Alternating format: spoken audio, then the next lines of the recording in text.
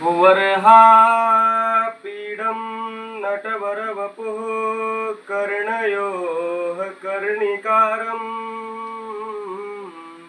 बिभ्रत वासः कनककपिशं वैजयन्तीं च मालां रन्ध्रार्वेणोर्धरसुधया पूरयन्त गोपवृन्दैः वृन्दारण्यं स्वपदरमणं प्राविशद्गीतकीर्तिः आकाशपतितं तोयं यथा गच्छति सागरं सर्वदेव नमस्कारं केशवः प्रतिगच्छति कृष्णाय वासुदेवाय हरये परमात्मने